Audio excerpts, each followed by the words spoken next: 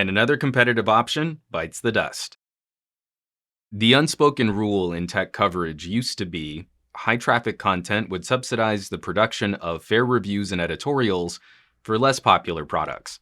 Your Samsung review gets a ton of traffic and ad clicks, and that delivers the funds necessary to produce an even-handed look at a much smaller manufacturer. Sometime around the YouTube ad-pocalypse, we've seen a much harder shift towards highlighting the most SEO popular products at the expense of smaller players. Monetization plummeted for all of us, so that older model using high traffic content to subsidize less viewed content started falling apart. Reviews for Blackberry, as a specific example, were often less even-handed examinations on who should use a Blackberry, or if they could be reasonable solutions for businesses. They were more often videos made for tech fans to confirm why they should not have bought a Blackberry, and why they were correct to buy the more popular phone they did buy. Places for YouTubers to leave witty, barbed comments like, "Blackberry still makes phones?"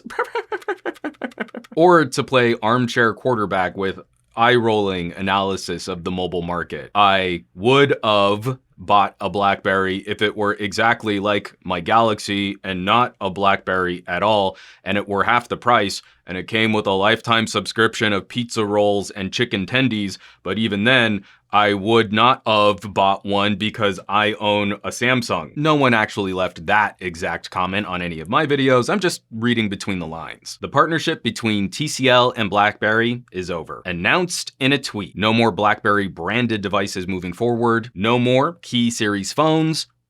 No immediate plans to try another consumer-facing solution. This video is not going to be a re-examination of the phones or a defense of the choices TCL and Blackberry made.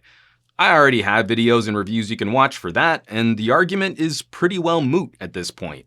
Only academically debatable for what little entertainment value that might bring. More, I think this is another teachable moment. We have a media literacy issue at play with tech reporting and infotainment. Just for a moment, I'd like you to consider the laptop market. There's a thriving ecosystem of different manufacturers offering multiple options, sizes, and solutions. It's rare that one company can break over 30% of the sales in any given region in one fiscal quarter. And we see a ton of competition for form factors and features. Now, I want you to consider smartphones. In North America, Apple and Samsung occupy around 70% of the smartphone market, depending on what analyst you follow, with a pretty steep drop-off from Samsung in second place to LG in third. There's very little difference in form factor or feature set from phone to phone.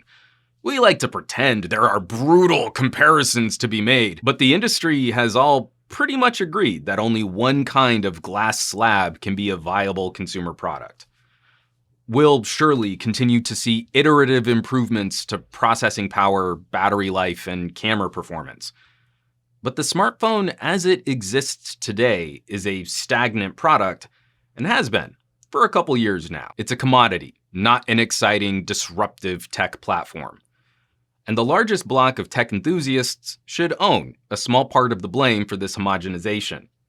The almost gleeful reporting of every smaller player's failure, conflating market downturns with quarterly sales drops. Only popular companies innovate and do things right, but the faults of popular companies are never deal breakers. They always get a purchasing recommendation. Technology commentary is entertainment. It feels good to have someone confirm your purchasing decision.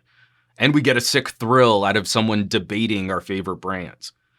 But we should also acknowledge that this content is heavily influenced by metrics on our distribution platforms.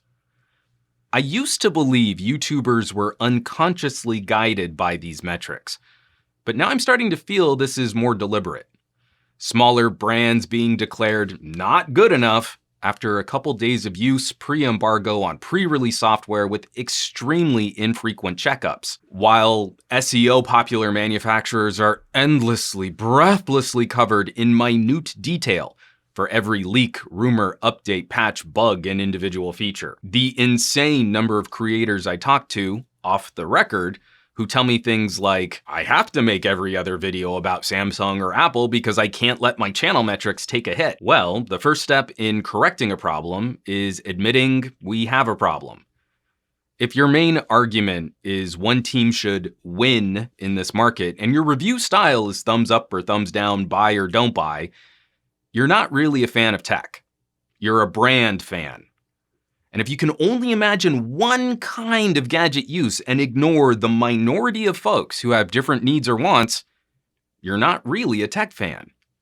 You're a brand fan. It's not enough to pay lip service to competition, but then declare every other alternative use device is not worth it for the monies. If you're really a tech fan, you know that this stuff is only fun and exciting so long as there's healthy competition. Thanks so much for watching, and I'll catch you on the next one.